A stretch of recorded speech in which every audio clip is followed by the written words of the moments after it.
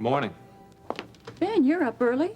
I am. I heard you banging around in the kitchen more than an hour ago. I was fixing a big breakfast for Peter. He had an early class, so I decided to stay up and have my devotions. Proverbs 31. She gets up while it is still dark. She provides food for her family and portions for her servant girls. Family, yes. Servants, maybe next year.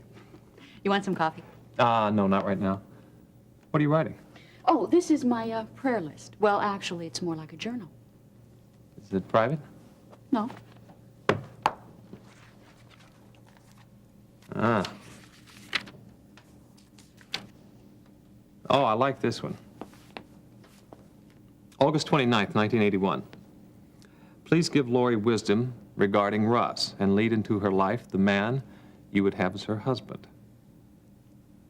If there ever was living proof God answers prayers, here I am. Let's give the Lord the praise here. Gladly. He's been carrying me through these past 2 months. Did you talk to Lori last night? I tried to, but she wouldn't tell me what had her so upset. Do me a favor, Terry. Write me down in that book. I'm afraid I'm losing my patience with her.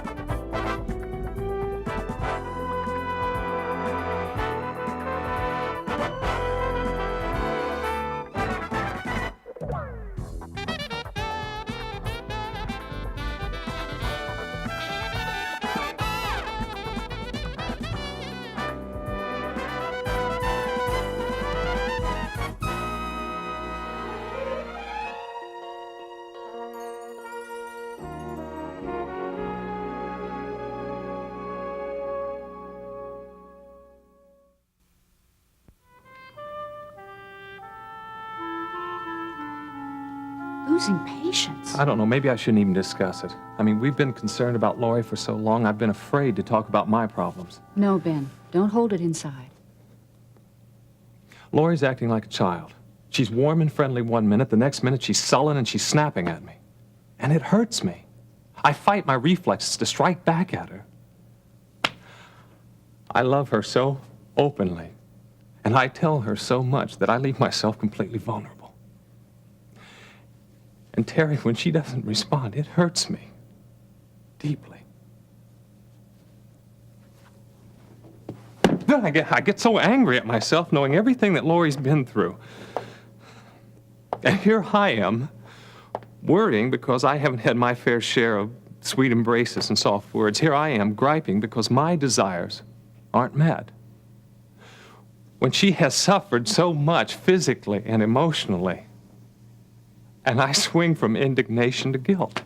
But, Ben, that's how you feel. It's okay. But what about my patience? I'm so worried that one of these days I'm going to grab her and I'm afraid I'm going to lash out at her and just tell her that I cannot take it anymore. Now, wait a minute. How can you tell me that God has carried you for months one minute and you're worried about your patience the next? Because I'm afraid I'm going to stop letting him carry me. I'm afraid I'm going to let go of him. You know my temper. You know how I can get. Doesn't God know it too? Oh, of course he does. You've confessed it to him. Yes, repeatedly, but I don't feel any strength welling up inside me. Dear, I have never felt closer to the edge than I do right now. I've drained my reserves. Listen to you. Your patience, your reserves, those should be drained. They're not what's gotten you this far anyway. Ben, you've got something that is better than your own strength right now. You've got a total, complete, daily acceptance of your own weaknesses. Now, hiding it inside or brooding about it or striking back at God because of it isn't going to help. He's not going to let your feeling of inadequacy last forever. He's going to give you strength again. But this time, it isn't going to be yours.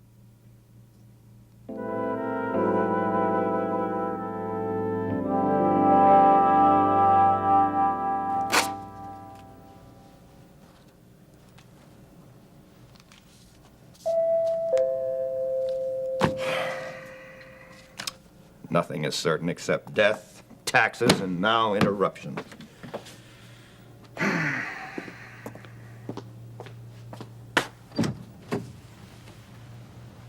Mr. Carpenter? Yes, who are you? Gene Rudland. Didn't you call me just about a half an hour ago?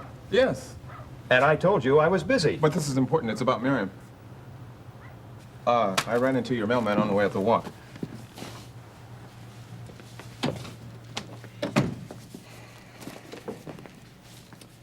Did you by any chance come over to apologize? Because I certainly don't need your sympathy. Excuse me? Well, you are Ion Redland's son, aren't you? Oh, should I be sorry for that? Well, letting Miriam stay with your mother was ill-advised at best. Well, she had no place to go after she got out of the hospital. That isn't true. She had this place and an offer from me to buy a place of her own. Well, Mr. Carpenter, I can hardly apologize for my mother's charity. I don't call luring Miriam into an unguarded, dangerous neighborhood as a charitable act. Which is why she's missing, I suppose. And I hold your mother personally accountable. Well, like everything Scotty said, you're... What? Scott Davidson. We used to work for WRD. He just filled me in with a little information about you is all. Well, you certainly are a bundle of pleasant memories today, aren't you? Mr. Carpenter, what do you say we drop the history and your opinions about my mother? I'm here for Miriam's sake. Do you know where she is? No, but I would like to help find her. Now, what possible business can that be of yours? Well, I work for the Kingsley Chronicle now, and I'd like to do a story on her disappearance. Absolutely not. Tell me, Lance, how do we do in the holiday rush? Great.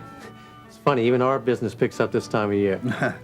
Everybody wants sugar plums at Christmas time. Huh? Yeah. But there's also a negative factor. We lost one of the girls. As you know, that also happens this time of year. Who do we lose? We lost Bobby. She called home on Christmas Eve to talk to her parents. He's like her old man died. I guess it's too much for her to handle. Well, here's to Bobby. It's our first suicide this year. Yeah, and Greta last March. Remember? She OD'd in that motel on I-32. I try to control him, Ron, but sometimes I get a little piggy. She deserved it. Well, they waste their lives. But I want to make sure that our new man finds out about that. New man, what are you talking about? Vince Cardello, the resident dinosaur of our organization, has decided that we need a little helper around the house. His illegitimate son, Russ Weaver. What is this, some kind of a joke? Yeah, except I don't know who's playing it on who. Wait, Vince's kid is gonna come work with us? Yeah. Since when? Since he told me about it yesterday. And his son is coming over here today, and I have to break him in. Oh, I don't believe this. Do you realize the risks that's gonna put on us? I see risks that you can't even imagine. It's not enough that we're skimming on Russ's old man, but we're holding the daughter of Vince's business partner for ransom. I can't help but appreciate the irony. You're laughing about this. No, I'm not. This whole thing is more serious than it sounds. So now we've got to clamp down. We can't let Weaver anywhere near the books. Vince wants his son to be in the loaning end of the business, and that's fine with me. So we've got to keep a tight leash on him. Yeah? Well, who holds the leash? I'm not going to be out on the streets collecting with him. No, that stinks, Ron. I'm not gonna sit there and babysit the boss's son. Don't worry about it. You're going to be fine. You've been that way with Blue. And speaking of which, I want you to find the idiot boy and take him aside and say that he's not to mention Miriam while Weaver's around. Okay. We're all gonna have to watch what we say, what we do, where we go, what we show him, our comments to Vince. That's great. Maybe we ought to all work out a little code every time Rusty's around. It's not going to be that bad. Yeah? Well, why not?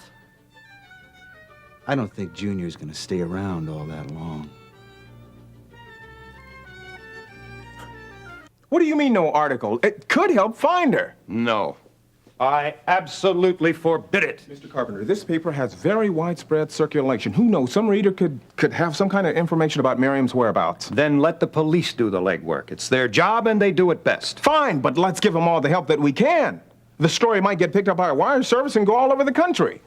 Mr. Redland, you not only will not write any article about Miriam, but you will be liable to a lawsuit if you do. You can't sue me for reporting news. Did it ever occur to you that the authorities might want this case kept secret so that they could give their detectives better cover? Well, it's possible, but I would think that after 2 months they'd want all the help they could get. Then think again. I'll go to the police. If you do, you'll face legal action. Can't you see I'm trying to help find your daughter? No, I don't. You know Miriam. She stayed with your mother. All you're trying to do is take advantage and capitalize on the inside story that you'll get by that very coincidence. Even if that were the case, I would think you would want your daughter's picture all over the city. Like mine? Yours? Yes. There I was on the front page of the Kingsley Chronicle at the opening of Hollister Mall, sprawled out on the speaker's platform, gasping for breath. What did you call that? News, Mr. Carter. I call it cheap sensationalism. Hardly a newspaper I need to help Miriam. So why didn't you sue the paper then as well? My heart attack was a public event. It was witnessed by hundreds of people. Miriam's disappearance is a private matter, as delicate and guarded as a kidnapping. Wait, how do you know she was kidnapped? Mr. Redland, my daughter has been missing for 8 weeks. I hope that she's being held for ransom. That way I know she's alive. Are you going to try and talk me out of the only optimism that I've managed to salvage over these 8 weeks? I'm very optimistic too, Mr. Carpenter. But I believe the real reason you want to keep this secret is for your own precious name in this community. You're guarding your own reputation at the expense of your own daughter. Think what you like. But if one word about Miriam reaches the newsstands, you will have picked a legal fight you have no way at all of winning. No. I see it this way. If the story doesn't get out, you stand a very good chance of never seeing your daughter again.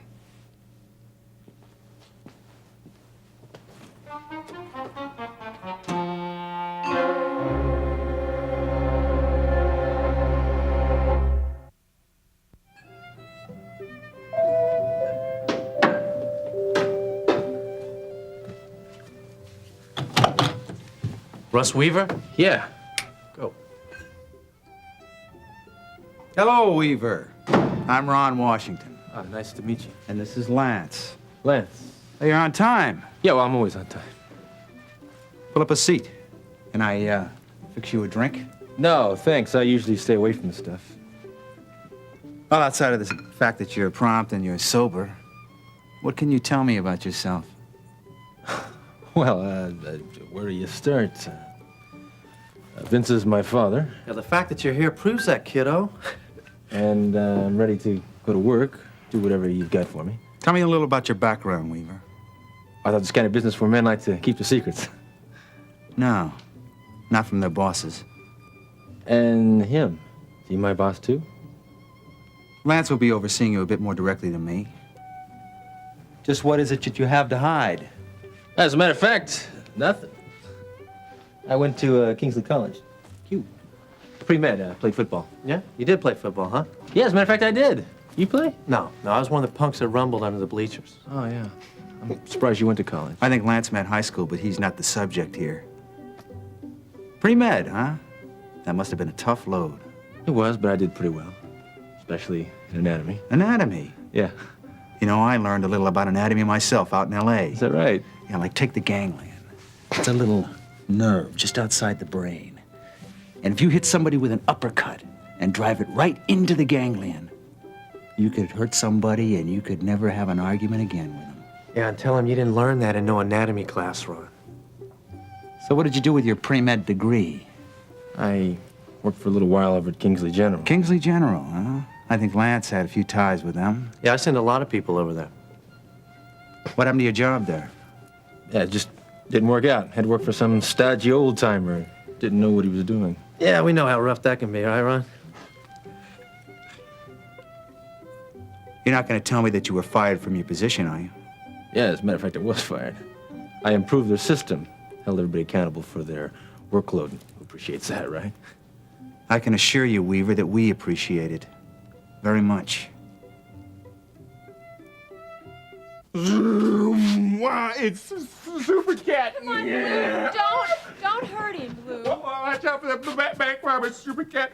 Use your tail, Super Cat. Come on, you're gonna scare him. No. When his hair stands up like that, he's having fun. He is not. Now give it back to me. Give it back. Ooh. Give me my cat. Come on. He needs a rest now because when you have so much fun with him, sometimes he doesn't come back for days. Yeah. Come on, baby. Wait, you want to read to Yeah, me? yeah, I think I'll read to you. I think maybe something different this time. Maybe something from the New Testament. How about that? New? We got that new book? No, it's not new. Well, it's just, see, the Old Testament, that's before Jesus, and the New Testament is after Jesus, so I'll look through Well, here and see read to me about the big guy. Lou, I've read you that story about 5 times about Samson. Samson, Yes. that's what I love that. Yeah, that's Samson. Well, now listen, you need to hear something else, so let me read you some stuff. here. Miriam. All right. Okay, here. Let's go about Jesus. When Jesus came to the region of Caesarea Philippi, he asked his disciples, "Who do people say the Son of Man is?" And they replied, "Some say John the Baptist, and others say Elijah, and still others, Jeremiah, or one of the prophets. But what about you?" he asked. "Who do you say I am?" And Simon Peter answered, "You are the Christ, the Son of the living God." Don't say that. No. Don't read me What's no wrong? more. What's wrong? I'm leaving. Wait. No. Lou, just tell me what's No, bothering you. I won't read no more. Lou, what's the matter? Speaking of being accountable for one's position, Lance will be your immediate supervisor. He oversees a number of ventures for me. Such as? Such as loans and drugs. And there's a stable. And that ain't horses. Thank you. You know, I'm kind of curious, Weaver. Most college grads would be nothing short of repulsed by this business. Yeah, well, I'm not like most college grads. I grew up in the streets of Chicago. I worked my way through school. That's very admirable. You know, I got where I am on my own, too. I ran some numbers out in L.A., then I peddled some dope. It was nothing heavy, but before you knew it, I met some really big people. Like my father. No, he really had nothing to do with it. I won my position by impressing some really important people. And they knew Vince needed some help out here in the Kingsley market, and they asked him to call me. Funny, that's not quite the way he tells it. Really, I'd be interested in hearing his version. We seldom talk as it is. Really? In fact, I was under the impression that he had only one son, until recently. Yeah, me too. Well, I'm sure that Vince tells you all you need to know. That's no doubt. Now, help me out. Your brother's name is... No. That's half-brother, right, Rusty? His name is Tony. Tony! It seems that you got preferential treatment over it. Yeah, well, Tony's a little bit younger than I am. And he's legitimate.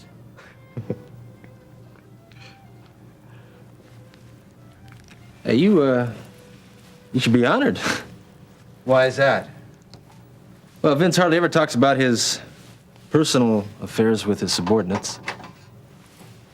Well, that's a nice college word, isn't it, Lance? College word, college sweater. Should I tell him about our initiation, Ron? Yeah, tell him about it. It's something special we save for our preppy members. Well, it's kind of crazy, Russ. We take their sweaters and we put them in a big pile so they can see them real good. And then we take them one by one and we rip off their varsity letters. Well, I can see this is going to be a lot of fun. Oh, it's going to be a lot of fun for me, pre-med. You don't mind if I call you pre-med, do you? I guess. I don't really care about anything you do. Don't be disrespectful, Russ. I'm your boss, but as I said, you'll answer immediately to Lance. That's right. In fact, he's going to take you out right now and introduce you to some of the people you're going to work with in the streets. And you don't say a word. You just shut up and shake their hands.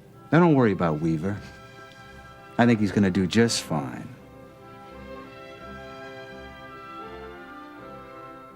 Thank you, Terry, for everything. Sure. It was nice of Dr. Diedrichson to call this morning. Yeah, it was a little reminder, as if I could forget the appointment on Friday. What did he say when you mentioned Laurie's condition? Only that it was natural. As far as her being so upset last night, he said not to worry about it. You know, as often as I've tried to comfort my own patients, I guess I should appreciate what Dr. Diedrichson is saying. Ben, do you think it's possible that Laurie is remembering the night of the attack?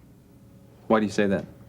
Well, last night, she didn't seem to react to anything that was happening or to anything that was being said. Who can sort out all the things that are running through her mind? You're right. Let's take the doctor's advice and not worry. So, you going into the clinic today? And I'm really looking forward to it. Dave's doing a good job there. Oh, Dave loves it there. Which reminds me, I'm glad you mentioned that. I've got to remember to take a list to him of suggested guests for this grand opening. Are you going to have one? Well, we're pretty sure. We don't know when. But the clinic definitely needs some financial help. Who's on the guest list? Oh, some prominent Kingsley citizens, you know, people with charitable track records. Afraid they're going to tell you what to do? Not any more than the government. And when it comes to the moral issues of running a clinic, Dave and I definitely don't want any federal dictates. Like abortion. Yeah, for starters. You know what we should do? We should coordinate the opening with Gene's article. Say, that's a good idea. Yeah. Did he tell you what we have in mind? Yeah, Dave did. About the first patient? Yeah, some guy named Blue Nobles. We want to do a story on him, if you'll let us. It's sort of like framing your first dollar you ever earned, you know. Does this first patient know about this? No, not yet. He's got one more appointment, and we'll ask him then. We may even get a picture of him. It sounds like you've got a pretty busy time ahead of you. Yeah, we do. I just hope Lori's going to be all right. I still want to spend more time with her than I do with the clinic. Well, everything will work out fine. Yeah. Well, I'm going to go up and get her out of bed. It's starting to get late. Okay. Well, listen, ask her if she'd like some breakfast. Right. Thank you, Terry, for everything.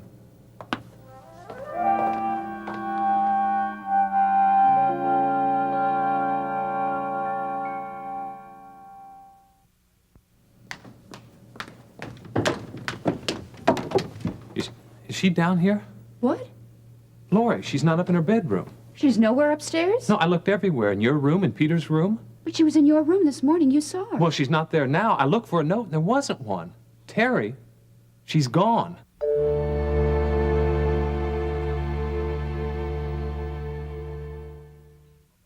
Join us each weekday for more of Another Life.